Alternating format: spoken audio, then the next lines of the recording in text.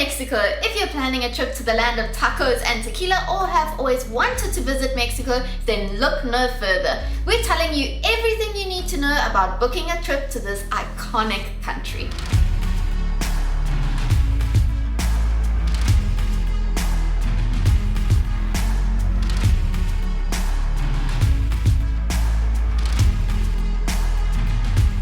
We'll be covering everything from entry requirements, where to stay, what to pack, how to get around, daily budgets, scams, what to do, what to skip, and of course, safety. If you find any of the information in this video helpful, we'd really appreciate it if you give this video a thumbs up and subscribe for more videos like this. We visited Mexico in 2022 for over a month, and we can safely say we loved every stinking minute of it, apart from the occasional scam we nearly got caught in. The food, the people, the language, the turquoise water, the history, the culture, everything. We absolutely loved all of it. We certainly learned a lot while being there, and we want to share it with you to help you prepare better, whether you're a tourist, a digital nomad, or a content creator.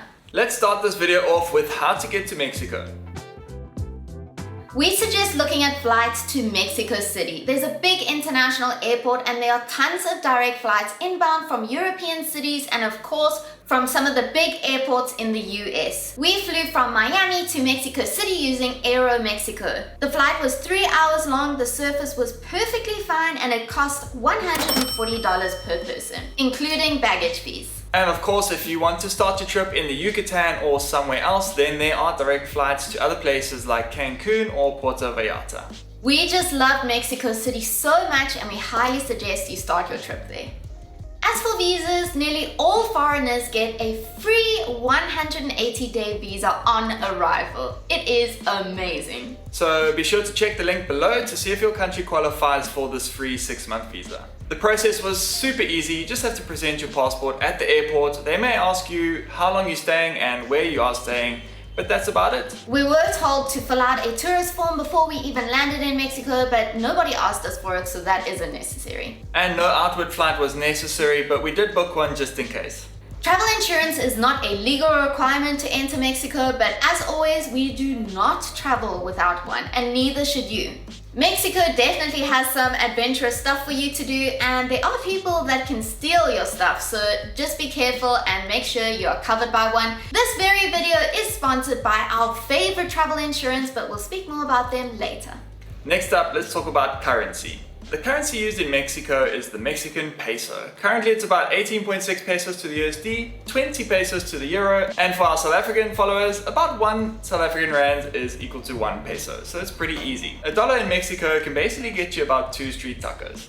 Once you get through customs, there are many money exchange booths, although we don't recommend you use those due to the high fees usually charged at the airports. We actually chose not to draw money at the airport and didn't actually need it at all until we wanted to buy things from the local street markets. ATMs were actually not that hard to find in and around the cities, and there are actually banks like this that you can go into which have ATMs attached. We were able to buy a SIM card and some food using our Visa card and actually Apple Pay in the airport, so we definitely didn't feel the need to get money immediately. Once we left Mexico City and headed to the coastal towns, we found ourselves needing cash a lot more, but luckily there are ATMs in all the touristy places. You'll have to pay cash for the odd tour, taco stand, or cenote. The most common and legitimate ATMs that we found ourselves using often was Scotiabank or Scotiabank, Santander, and HSBC. We found that 100 USD in cash a day was more than fine until we went to Tulum, where you needed more like 200 USD in cash a day because it's so expensive there. Just a lot of the things you do like the cenotes and entrance fee into those are pretty pricey. You can definitely convert your USD at some of the money exchange booths. Just make sure that they're giving you the correct exchange rate. Some of them try and take advantage of you. And in general, when we travel, we always suggest that you don't even exchange cash. Just always draw from the ATM and save yourself like scams and harassment and just people trying to take advantage of you anywhere in the world, not just Mexico. That being said, ATMs can sometimes be funny too, but we'll talk more about that later.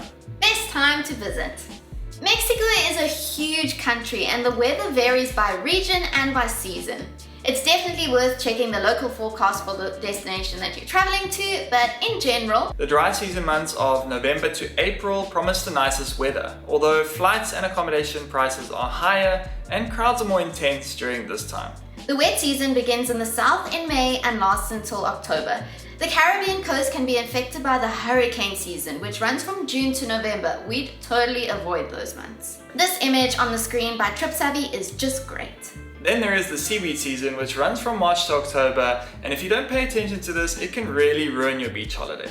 And honestly, Playa del Carmen wasn't fun for us because of the state of the beaches. We visited in mid-March to mid-April and we had great weather overall in Mexico City, Puerto Vallarta and the Yucatan Peninsula. It did get very hot in the Yucatan, so definitely be prepared for that. Before we carry on with the rest of the categories like accommodation, budget and safety, we would just like to thank longtime supporters of our channel and today's sponsor of the video, Safety Wing. Safety Wing is a travel insurance made for nomads by nomads. We never travel without Safety Wing covering us for unexpected emergencies, hospitalizations, accidents, and also things like missed flights and lost luggage. In 2020, they saved our butts when they covered an expatriation flight from Bali to South Africa that would have put us into huge debt. They also covered an emergency root canal that I had to have in Bali, and they covered part of our government mandated quarantine that we were put in when Rhett got COVID and we were stuck on an island in Indonesia. It works just like a Netflix subscription. You can sign up whenever you want and cancel whenever you want. The price starts at $42 for 4 weeks, and they offer worldwide coverage for all sorts of travel and health emergencies while you're on the road.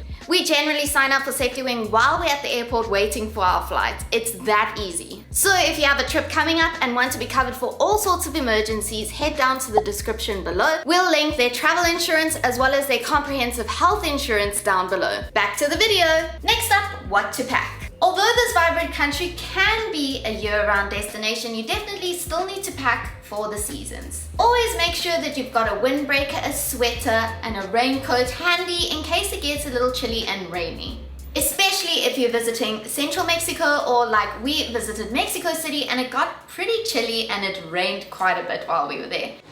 It's cold! And it wasn't even rainy season yet. Besides that, just pack your usual hot weather attire, shorts, t-shirts, sandals, if you plan to visit the coastal cities. Then for shoes, we recommend a good pair of running shoes alongside the sandals for the days that you'll be walking a bit and doing some sightseeing. And then definitely water shoes if you're visiting some cenotes or Los Rapidos in Bacalar. If you're an avid snorkeler, then definitely bring your own gear. We had some of the most incredible snorkeling in Mexico. And fun fact about the diving and snorkeling there, Mexico actually has the second longest barrier reef in the world after the Great Barrier Reef in Australia.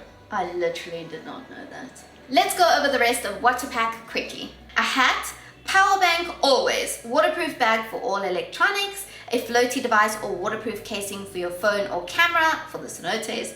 If you're beach or cenote hopping, bring quick dry towels or shorts and things like that. Bug spray. In Tulum, mosquitoes were quite common.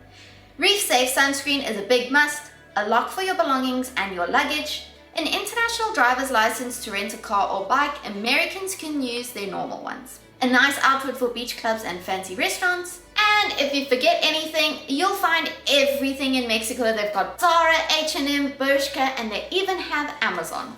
We often get asked what luggage we take. On this specific trip, we took huge bags and we didn't even have a problem lugging them around in Mexico on the buses, taxis, etc. The next section is apps to download. Definitely get the Babbel language app. You need to learn a little bit of Spanish, especially if you're going to go to Mexico City. Uber. This was kind of an annoyance. It worked perfectly fine in Mexico City and Puerto Vallarta, but on the Yucatan Peninsula it wasn't allowed at all. Some taxi drivers do try and take advantage of you, so definitely make sure that you're negotiating the price before you even start driving. But we'll talk more on that later. Then you're going to want to get Google Maps, obviously. We use this all the time while traveling. It's going to help you find the best cafes around you, restaurants to eat at, and the nearest beach. We recommend downloading the offline map so that you can still use your Google Maps even if you're out of cell phone or Wi-Fi network. We share our personal Google Maps link with you in our Mexico resource pack, which covers all the places we ate at, everywhere we stayed, and over 20 accommodation options, so check the first link in the description. The next app you might find useful is the Telcel app to help manage your cell phone data when you are there. Americans won't actually need to get their own SIM card because your current one should work in Mexico, but we needed to, and that cost us $10 just for unlimited data. Then next up, make sure you have your Apple Pay. It is accepted in Mexico.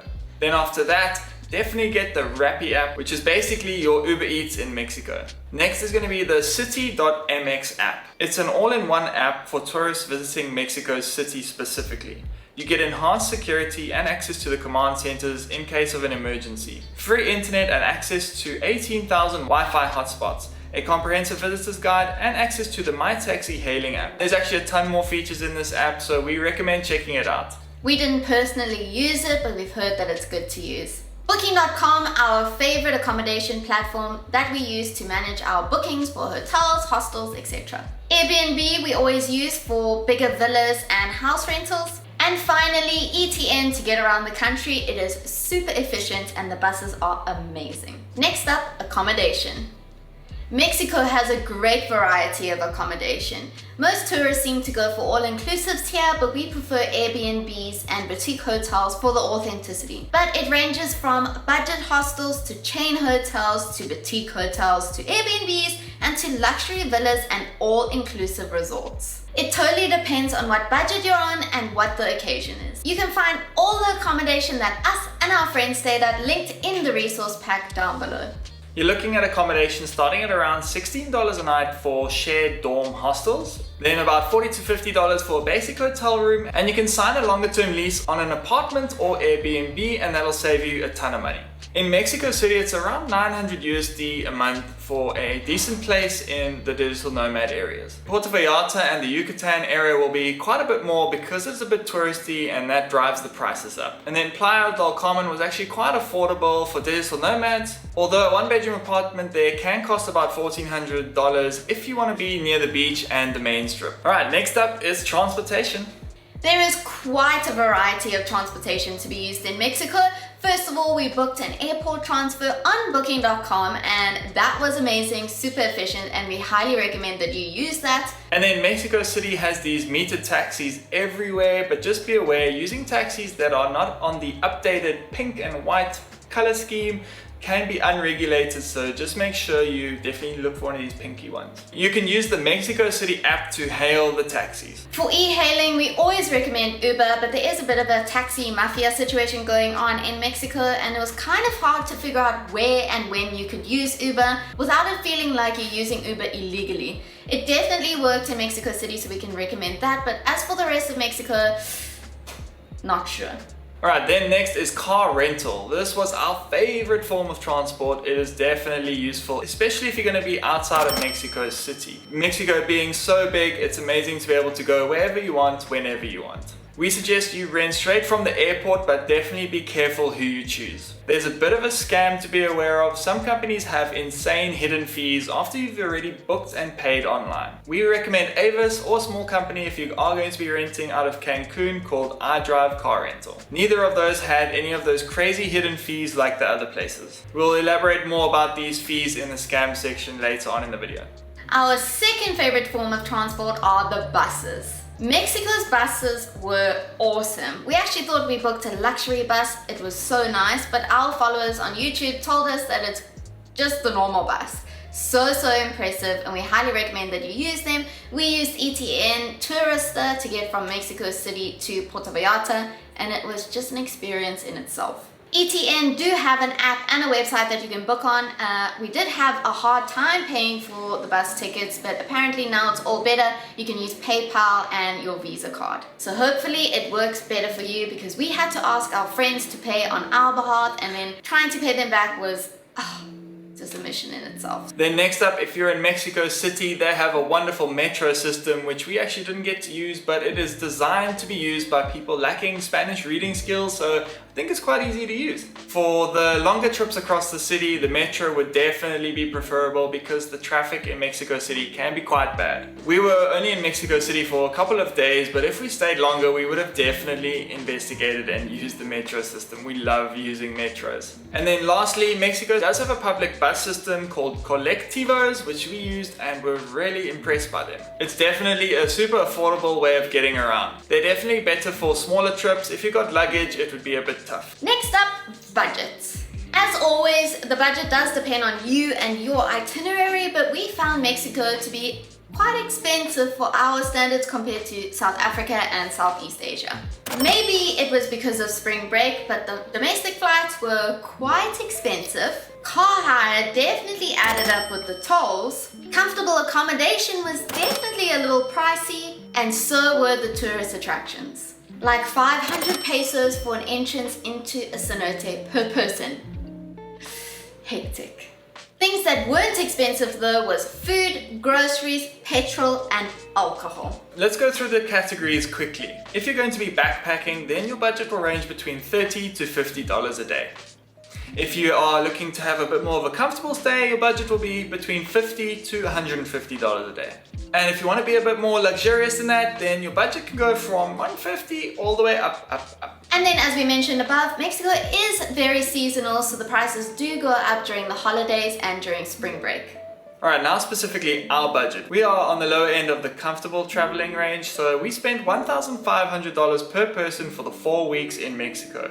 That works out to be exactly $50 a day. That includes traveling around every few days, accommodation, flights, transport, entertainment like entering cenotes, everything. Obviously, the longer you stay, the more you're going to save on accommodation, gym memberships, co-working memberships, transportation, all that kind of stuff by doing monthly deals. Airbnb also has really good month-long discounts, so make use of those. Right, next up is the traffic. Traffic was quite hectic, especially at peak hours in Mexico City specifically, but that's expected as it is one of the most populated cities in the world. Then the traffic in Tulum was also quite horrendous because the roads were pretty bad. Hopefully by the time you go to Tulum, it'll be much better. Other than that, we didn't really experience a lot of traffic anywhere else. Another thing we want to note here quickly is Mexico is bloody flippin' huge. So make a lot of time for travel. You will be spending a good amount of time in the car, but if you're from the US or South Africa, you are completely used to that. Next up is the language and culture. Mexico does not actually have an official language, but Spanish is the national language spoken by the majority of the population. The Mexican government actually recognizes 69 languages, of which 63 are indigenous, and there are around 350 dialects of those. Will you need to learn Spanish to get by in Mexico? Absolutely yes. Especially if you are going to land up in Mexico City. We absolutely loved learning Spanish. It's such a fun language to learn and to speak to the locals. We learned through the Babbel app, we learned through binge watching Narcos, and by speaking to our Hispanic friends as well. We found Mexican people to be so incredibly polite and friendly and super patient with us while we were trying to speak Spanish to them. Every encounter with a local was just amazing, and yeah, we loved the people, and I think they really enjoyed us speaking their language to them as well. They do really appreciate you trying. Some words that we found we needed the most were uno, dos, tres, cuatro, Cinco.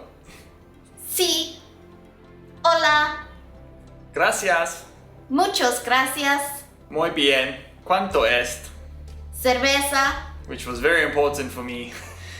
agua, And sí, claro. and finally, the most important, picante. That's the one that basically says whether you want your food to be hot or not. And we definitely said no picante a lot. Mexico has an absolutely fascinating history and culture. We could go on for years explaining it all, but essentially there are 3 periods of history. They are the Aztec and Mayan, the Spanish colonial rule, and then now modern Mexico. When the Spanish arrived, they brought Catholicism, and now currently the population is around 95% Christian. And interestingly enough, Mexico has the world's 2nd largest number of Catholics after Brazil. The Mexican culture shines through their food, their clothing, the artworks, and of course during the holidays, some of which include Day of the Dead in November, Independence Day, and Revolution Day. We highly recommend that you plan your trip during those times to get a real taste of the culture. And the best part is Day of the Dead is in November when the weather is perfect. Next up, where to go. This is always very hard for us to advise on unless we spend more than a year in a destination, but we'll start off with where we went and then hopefully our Mexican viewers can help you guys down in the comments below. We did Mexico City, which is 100% recommended. We fell totally in love with the place. We then went to Puerto Vallarta, which is 50% recommended. The beaches weren't anything special, but it had a cute charm to it. Then Tulum, which is 100% recommended on condition that you have a bigger budget. Definitely recommend snorkeling in Tulum. It was amazing. Then Cancun, not recommended. It's basically a place with huge resorts and nice beaches. You definitely don't need to travel all the way to Mexico to experience that. Playa del Carmen, 50% recommended. And that's because the beaches were really in a shambles, and apparently the beaches are worse now than when we went. The sargassum, as you may know already, is a really big problem, and it has actually recently made its way all the way up to Florida. If you do decide to go to Playa del Carmen, then we highly recommend watching this YouTube channel called Doctree. They cover what each beach is looking like on a weekly basis. You will see that some beaches aren't as badly affected as others. They monitor that and show you which beaches you can go to on which days. Next up, Bacalar, 100% recommended, and we are so glad that we made the drive from Playa del Carmen to Bacalar. Los Rapidos was incredible. So amazing, and I think, yeah, it's on the screen behind us right now. It's stunning. You can watch that specific video of our time there, linked up above. And finally, we attempted to go to one of the wonders of the world, Chichen Itza, but it turned out to be a scam, a really bad day for us, but we highly recommend that you try your best, book a tour, don't go by yourself, and definitely go and see this beautiful site that we regret not seeing. Other places we regret not going to are Almujeres, Holbox, Cabo San Lucas, and lastly Guadalajara. I don't know why, but I really just want to go there just from watching the Narcos. If you're from Mexico, please advise the viewers of this video down below in the comments where on earth they should go. What do you guys recommend? Because you know your country better than anyone else does. Next up, what to eat? Everything, just everything. Mexican food is absolutely insane. Chilaquiles and tacos were our go-to. We ate them nearly every single day, but here's other things that you can eat. Tacos al pastor, gringas, volcanes, tortas, enchiladas, pozole if you like soup, quesadillas, soup azteca, and finally churros. Again, please, our Mexican followers, put more suggestions down below. What's your favorite meal and what should tourists eat when they're in your country? But next up, to drink, mezcal and tequila, agua frescas. I don't know if I'm saying that right. By the way, I don't know if I'm saying any of these words right. Anyway, let's continue. Agua horchata, which is donut in a drink form. It's bloody delicious. And finally, things to remember while you're eating. We were told that red is not that spicy, green is quite spicy, and if you want extra spicy, ask for more pica. Oh, muchas pica.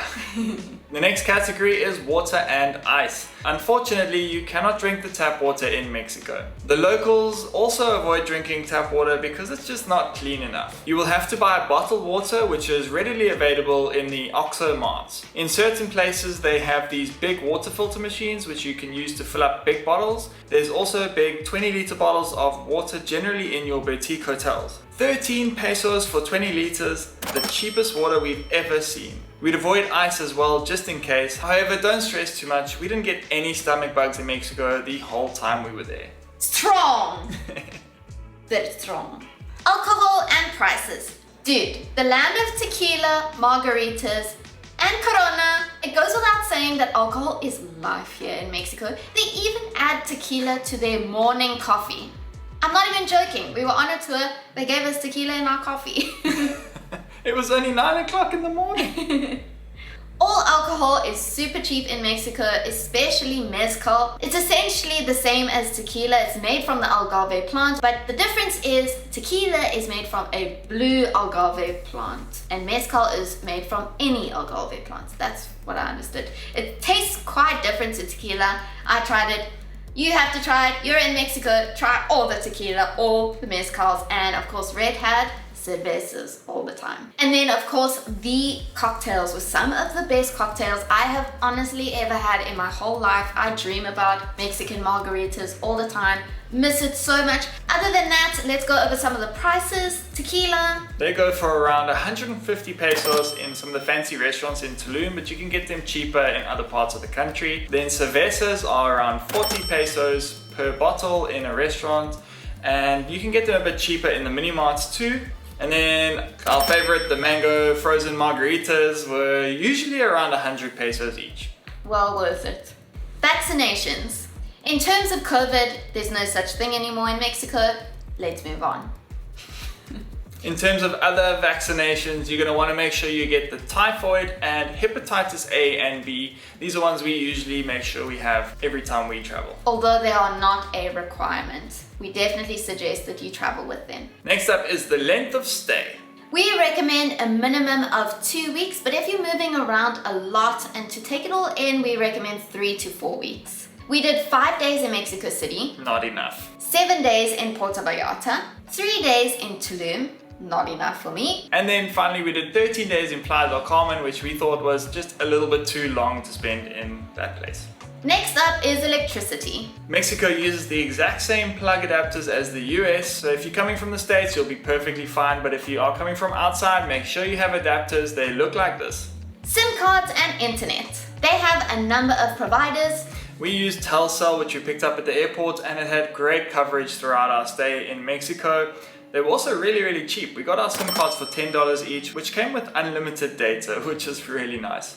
We always suggest that you pick up a SIM card so that you're fully connected while you're moving around the country and outside of Wi-Fi hotspots, so that you can always keep in touch with your friends and family and use your Google Maps.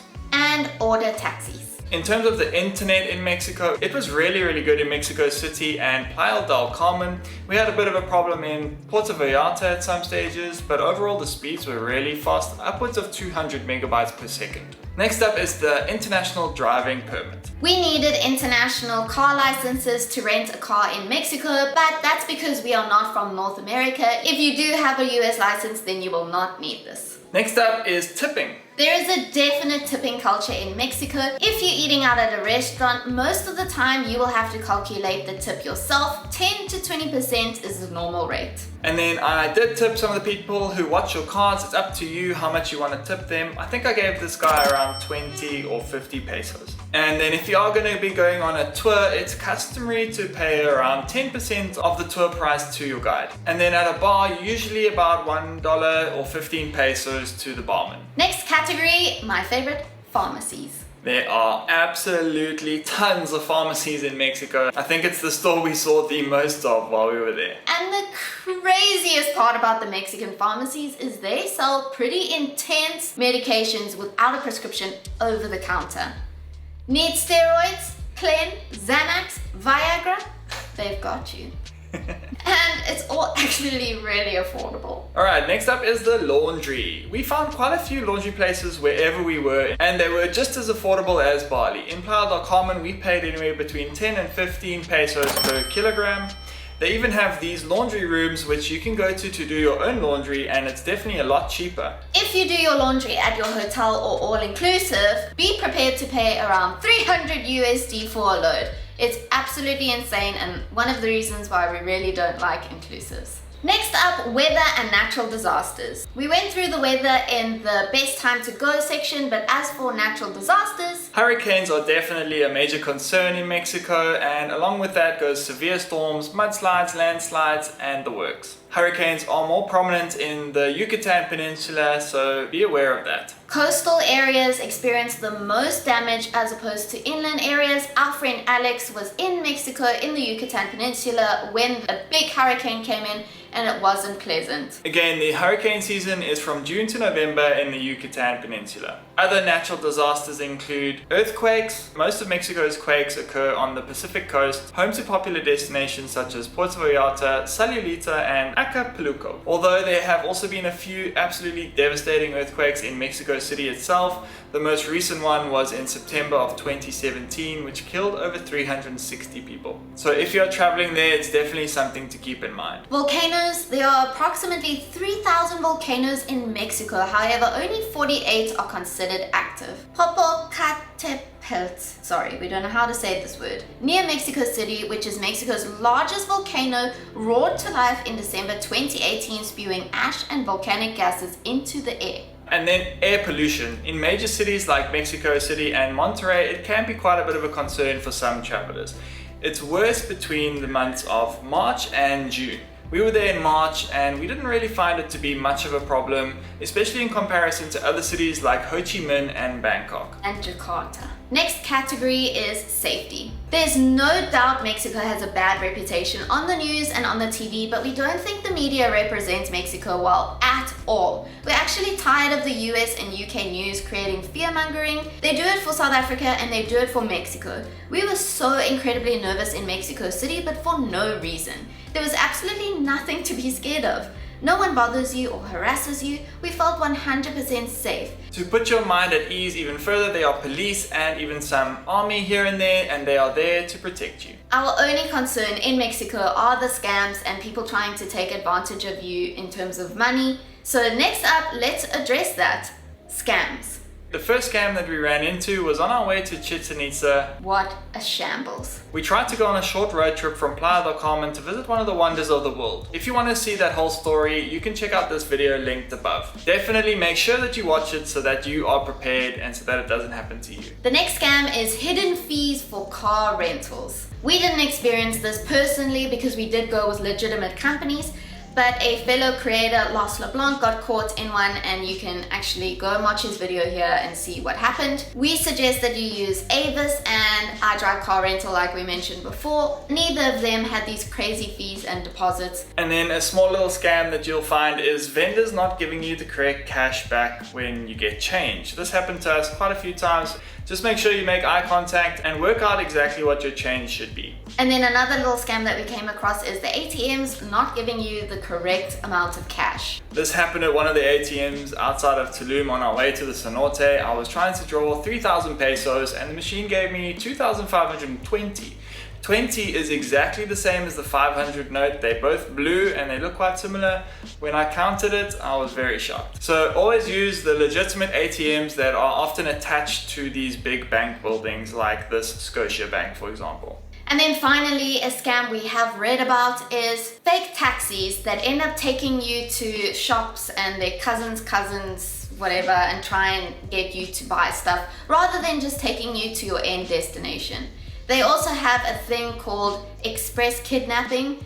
Very scary actually. Go and Google it. We won't even explain it, but yeah, that takes place in Mexico as well. To avoid that, just use legitimate apps like Uber and the taxis that we have showed you before. And final category is other. There's really just one thing we need to talk about here. And that is the price of tolls in Mexico. If you are going to be traveling across the country, especially in the Yucatan Peninsula, look out for and consider the toll prices. They are around 300 pesos per toll gate and there are a lot of tolls there. You can check out this article for more information on that. This road has the most expensive tolls in the whole country. And we had to use it. Darn it! And we had to go on it twice. So yeah, we didn't budget for tolls, we weren't aware of them, but now you are. And that is it, guys. We have covered everything you need to know before going to Mexico. If we have missed anything, please let us know in the comments below. And yes, we touched on some very controversial subjects, but we freaking loved our time in Mexico and we reminisce all the time, and we will definitely be back one day. I cannot wait to eat chilaquiles again.